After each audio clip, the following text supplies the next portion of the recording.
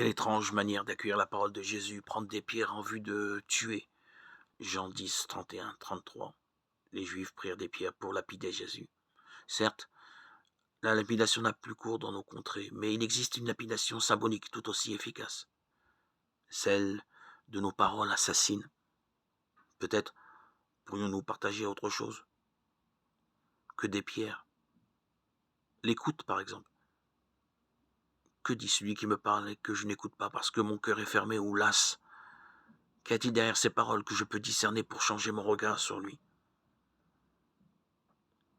Souverainement libre, Jésus passe au milieu de ses détracteurs. Et nous, sommes-nous assez libres pour ne pas être blessés par les paroles ou les attitudes de ceux qui ne nous apprécient pas?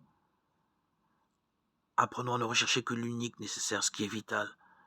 Au milieu des difficultés relationnelles, ne recherchons que la vérité qui rend libre en mettant de côté ce qui nous entrave, en particulier le jugement des autres.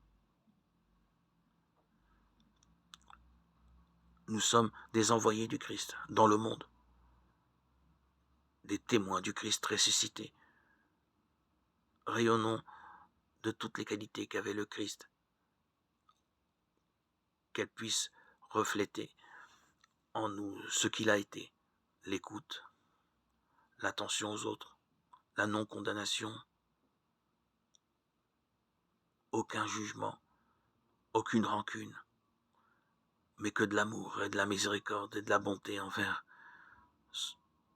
l'humanité tout entière. Soyons à son exemple, des Christ vivants. Seigneur, je te confie tous ceux que j'ai du mal à aimer.